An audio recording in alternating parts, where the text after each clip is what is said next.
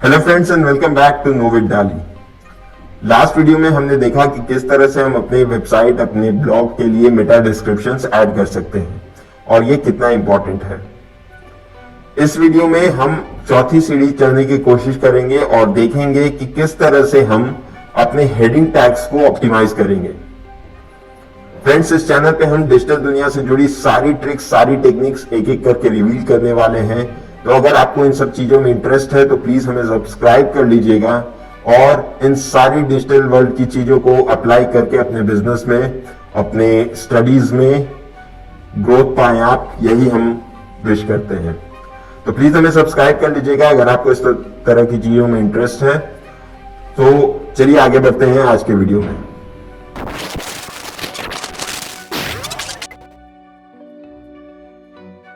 तो friends, heading tag आखिर होता क्या है, पहले हम ये समझ लेते हैं। आप सबको ये जरूर पता होगा कि जो भी हमारी वेब पेजेस हैं वो सारी की सारी HTML बेस्ड होती हैं और इसके ऊपर जितनी भी डिजाइनिंग वगैरह है वो सारी चीजें हम CSS और जावास्क्रिप्ट के हेल्प से करते हैं। अभी के टाइम पे बहुत सारे CMS आ गए हैं, जैसे कि वर्डप्रेस है, शॉपिफाई है, अलग अलग तरह के CMS हैं जो कि हमें फ्रंट एंड से ही चीजों को, कंटेंट को मैनेज करने में हेल्प करते हैं। बट जब पहले के टाइम पे हम चले जाएं तो पूरी की पूरी जो वेब पेज थी वो सारी चीजें हम HTML के थ्रू ही बनाते थे। और आज के टाइम पे भी भले ही CMS आ गया हो, बट जो बेस है वो HTML का ही है। तो HTML के अंदर H1 से लेकर H6 का एक हेडिंग टैग स्ट्रक्चर होता है, जहां पर H1 जो है वो हमारा सबसे इंपॉर्टेंट हेडिंग हो जाता है और H6 जो है वो सबसे लीस्ट इंपॉर्टेंट हेडिंग हो जाता है। अब हेडिंग्स की बात हम बार बार इसलिए कर रहे हैं क्योंकि कोई भी कंटेंट जो आप अपने वेब पेज पर लिखने वाले हैं, चाहे वो ब्लॉग हो, चाहे वो नॉर्मल कोई पेज हो, तो वहां पे आप उसे जनरली आप देखेंगे कि आप ऐसे की तरह ही लिखेंगे। आपने पहले भी एसेज लिखे होंगे अपने स्कूल के टाइम, अपने कॉलेज के टाइम, रिपोर्ट्स लिखे होंगे कई सारे। तो उसमें अलग अलग आप हेडिंग्स डालते हैं, सब हेडिंग्स डालते हैं ताकि वो एक स्ट्रक्चर फॉर्म में रहे। उसी स्ट्रक्चर को मेंटेन करने के लिए HTML में भी H1 से लेकर H6 का ऑप्शन दिया गया है, जहां पर H1 सबसे इंपॉर्टेंट है, H6 लीस्ट इंपॉर्टेंट है। तो इसी तरह से हम अपने वेबसाइट के कंटेंट को भी स्ट्रक्चर करेंगे। तो चलिए एक बार वापस से चलते हैं कंप्यूटर पे अपने और देखते हैं कि ये किस तरह से हम ऑप्टिमाइज कर सकते हैं। तो देखिए, जैसे कि हमने सर्च किया था डिजिटल मार्केटिंग इन इंडिया, यहाँ पर पहला हमें रिजल्ट आया था growth of digital marketing in India. ये एक अपग्रेड का एक पेज है। तो इस पेज पे हम एक बार चलते हैं। इस पेज पर आप जैसे ही आते हैं, देखिए आपको सबसे पहले मिल जाता है growth of digital marketing in India, how to use digital marketing for your business. फिर इस तरह से देखिए पूरे जो ब्लॉग पोस्ट है उसे अलग अलग हेडिंग्स और सब हेडिंग्स के थ्रू स्ट्रक्चर किया गया है। अब इस स्ट्रक्चरिंग में H1 कौन सा है, H2 कौन सा है, ये हम कैसे फाइंड आउट करें। तो सबसे इजी तरीका है कि सबसे पहले आप कीजिए क्या, जिस भी वेब पेज के आपको H1 H2 देखने हैं उस पेज पे जाइए और Ctrl+U दबाइए तो आपको उसका सोर्स कोड देखने को मिल जाएगा। तो हम एक बार इस पे Ctrl+U करते हैं। अब यहां पर हमें सोर्स कोड इसका ओपन हो गया जो कि हमारा HTML के फॉर्मेट में है। तो अब यहां पर हम एक बार सर्च कर लेंगे H1 टैग को। हम Ctrl+F कर लेंगे और H1 सर्च कर लेंगे। तो देखिए पहले यहाँ पे तो हमारा CSS का पार्ट है।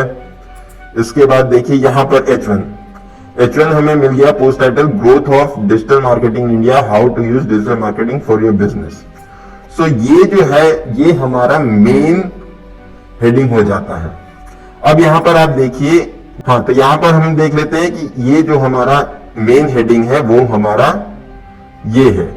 अब ये इंपॉर्टेंट इसलिए हो जाता है क्योंकि क्रॉलर को भी जब डेटा फेच करना होता है तो वो H1 से लेकर H6 तक क्रॉल करता है और देखता है कि जो सबसे मेन इंपॉर्टेंट कीवर्ड्स या मेन इंपॉर्टेंट टाइटल क्या है, मेन इंफॉर्मेशन क्या है इस पेज की।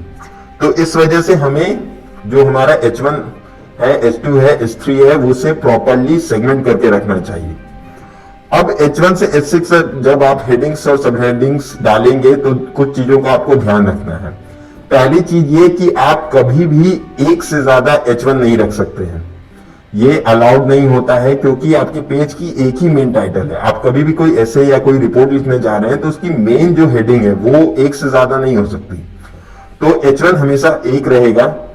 H2 से H6 के अंदर आप अलग अलग मल्टीपल टाइम्स उसे यूज कर सकते हैं, बट कोशिश कीजिए कि अगर एक आपका मेन हेडिंग है, उसके बाद आपके मल्टीपल सब हेडिंग्स हैं, तो उन्हें आप सबको एक ही, जैसे कि सबको H2 के अंदर ही नहीं रख दीजिए, कुछ आप H3 के अंदर रखिए। जिस तरह से जिसकी प्रोमिनेंस है उस हिसाब से उसे स्ट्रक्चर कीजिए।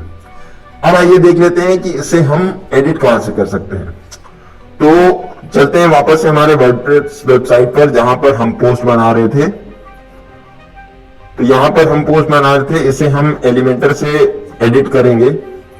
आप नॉर्मल भी ब्लॉग्स के थ्रू एडिट कर सकते हैं। एलिमेंटर एक बहुत ही पॉपुलर और easy to use management tool है, प्लगइन है।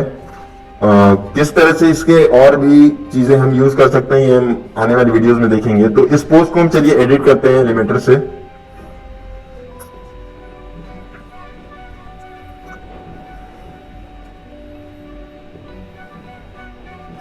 अब देखिए, जैसे ये मैंने पोस्ट बनाया हुआ है, अभी कंटेंट हमने नहीं लिखा है, और यहां पर हमने हेडिंग डाल के रखा है what is search engine, how does Google work. अब यहां पे जैसे ही आप कोई भी टेक्स्ट ऐड करेंगे, कोई भी टेक्स्ट का सेगमेंट ऐड करेंगे, सेक्शन ऐड करेंगे, या कोई टेक्स्ट आप ऐड कर रहे हैं, तो यहां पर देखिए आपको कंटेंट के अंदर यहां HTML टैग आपको चुनने मिल जाता है। यहां पर आपको H1 से लेकर H6 सारे ऑप्शंस मिल जाते हैं।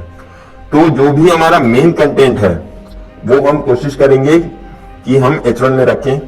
इसके बाद जो हमारी हो सकती है सर्च, दूसरी हमारी सब हेडिंग हो सकती है। जैसे कि यहाँ पे हम दो चीजों के बारे में बात करने वाले हैं इस ब्लॉग पोस्ट के अंदर, कि सर्च इंजन क्या है, हाउ डू गूगल वर्क्स। तो यहाँ पे सपोज कीजिए हम बाद में एक और टेक्स्ट सपोज कीजिए हमें ऐड करना होगा, एक और हेडिंग सपोज कीजिए हम ऐड कर रहे हैं, जहां पर हम ये ले सकते हैं हेडिंग की सर्च इंजन वर्किंग।